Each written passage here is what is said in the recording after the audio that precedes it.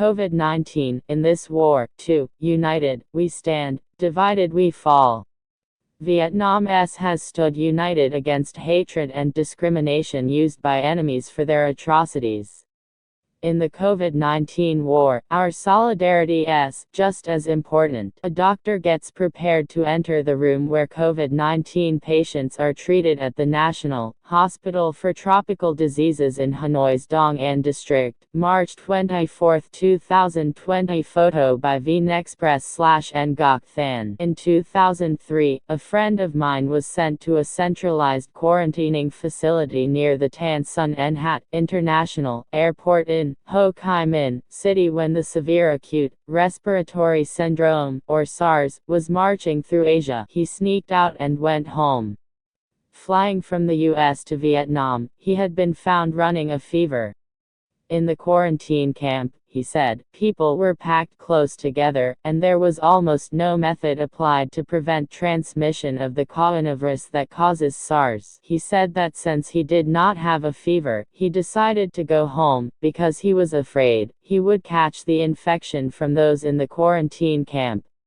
He came to my clinic for a health check. Luckily, it turned out that he took the right decision. He was completely healthy. The fear of getting infected when staying in centralized facilities for quarantine is real, and this can lead to negative reactions that we can guess. I have just seen some pictures on the internet, which are said to be taken by a Vietnamese American who had been quarantined for 14 days, following the preventive protocol in Vietnam for the novel coronavirus, which causes the COVID-19 respiratory illness. That man complained about the quality of the quarantining facility, saying the restroom was dirty and that one quarantine room had up to 16 people, and people lay on bunk beds, set close together, heightening the infection threat. What we are doing now, in quarantining people, is actually separating those who are at risk of carrying the virus from the community, thus preventing the spread of the epidemic, which is truly necessary. Yet, if there is no measure to prevent cross-infection, there would be transmission risk among those kept at centralized quarantine camps. If anyone is worried about the ability of such a camp to guarantee no cross-infection will take place, we should assess whether such a threat is real. I think this is a reasonable worry. Deputy Health Minister Nguyen Trong Son had recently demanded that quarantine camps in the south-central province of Binh Thuan, where 9 COVID-19 patients have been confirmed so far, take steps to ensure no cross-infections occur. On the other hand, we also have to contend with the psychological trauma of contracting the novel coronavirus, which is something like what happens when you learn you have got cancer or the HIV. This trauma exists even if the novel coronavirus is not as serious as cancer or HIV, because the way we have come up with a series of defensive measures has made many people fear it even more than cancer or AIDS. A friend of mine narrated this joke recently. A man was coughing and was worried if he was infected with the new coronavirus. After getting a health check, he breathed a sigh of relief and told everybody that he just had lung cancer, not the coronavirus. Although it is just a joke, which is a bit cruel, it reflects the feeling that many have about the pneumonia illness, called COVID-19. Coming back to the question of quarantining, it can also be said that it is not funny at all to be isolated. I have never stayed in a quarantine camp, but I have experienced the feelings of losing my freedom. So when I hear that some have willingly accepted to stay in quarantine, I admire them. Yet there have been individuals who have not fully and truthfully reported to the authorities where they've been after they have tested positive. Those people are blameworthy, but why do they hide things? They do so because this virus may expose their private matters, business secrets and tricks to the world. If this happened, the public would jump in, stick their noses into the personal life of those individuals and nitpick everything they can. At the time of a pandemic, only those who are completely righteous and entirely responsible to the community, or have no secret businesses, can feel free to declare everything they have done and everywhere they have been to the authorities. So what can we do? In case we are subjected to quarantine, we can try just a little harder to complete that 2-week assignment.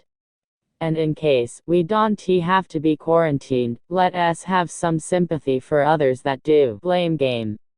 Let us look at the patients as those who are experiencing a huge psychological shock and under much pressure. There have been calls for an investigation into the first COVID-19 patient of Bin Thuan, a businesswoman found infected after returning from the US, because, the argument goes, she posed a serious threat to the community. The calls came after this woman was found hiding information that she had stopped by Ho Chi Minh City, and met some people there, following her US trip. As a result, she transmitted the virus to 2 men in the city, who later transmitted it to another woman. But deep down, we should feel sympathetic for the ones who have tested positive for the virus, as they would probably feel as though everything has fallen apart in just a blink of an eye. Exerting more public pressure on them, treating them like criminals and criticizing their personal life will only create more difficulties in the process of quarantining and treating the COVID-19 disease. The stress that COVID-19 patients endure comes, not just from the illness itself, but also from the public's attitude towards them. With the complicated development of the pandemic, building high-quality quarantine camps is an idea that should be considered. The government can establish quarantine areas that are more private and have better quality, but patients would have to pay a certain fee to stay there.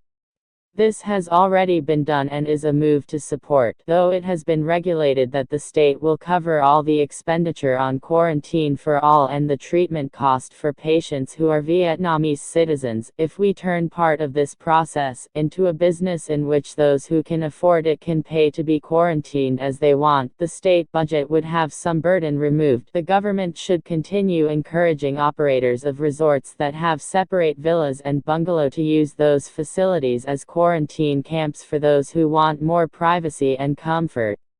The authorities can make sure that the quarantine person is strictly monitored, while that person pays for accommodation and even the health checks and resort management fees. What we have been doing, using the tax that the public pays to quarantine those who are not Vietnamese nationals, is not a right move, I feel. That budget is already limited and should be spent properly.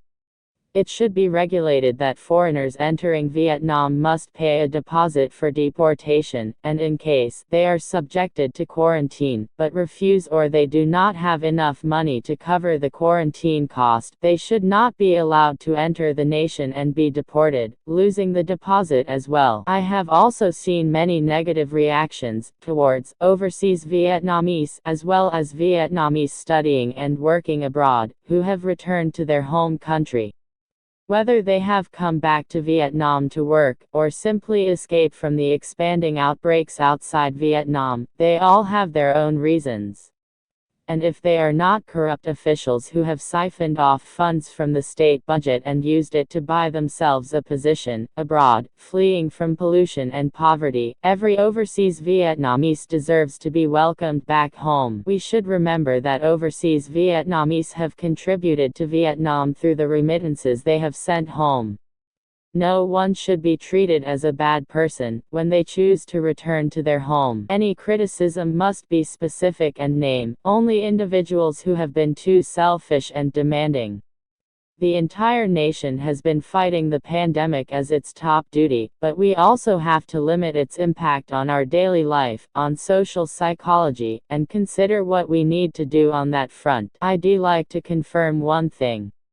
This pneumonia illness, called COVID-19, is not as dangerous for patients as some cardiovascular diseases, diabetes, or high blood pressure that a majority of Vietnamese people have. But its pressure on the healthcare system should be taken seriously. If the number of cases stays at several hundred, and dozens become critical, our healthcare system can help